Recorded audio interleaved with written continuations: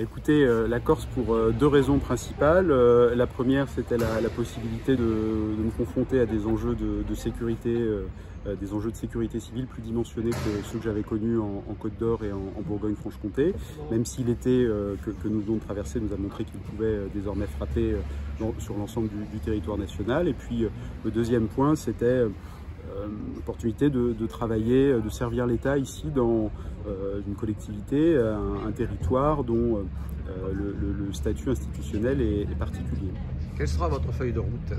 Celle de tous les directeurs de cabinet, d'une part parer à l'urgence et puis d'autre part traiter des sujets plus de fond, la planification sur la gestion de crise, la préparation des feux de forêt naturellement, la sécurité routière et puis l'ensemble des sujets qui couvrent ce qui est convenu d'appeler les enjeux de sécurité civile, police administrative, etc. Donc vraiment un travail classique de directeur de cabinet ici en Corse. La sécurité routière en Corse a été mise en avant plusieurs fois par monsieur le préfet. Un constat, avant d'avoir des idées, c'est que nous en sommes à 18 personnes qui ont perdu la vie sur les routes ici.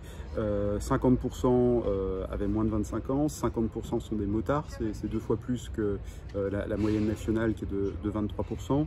Donc il nous faut travailler sur la prévention des mauvais comportements sur la route, vitesse excessive, consommation d'alcool, consommation de stupéfiants, parfois un cumul.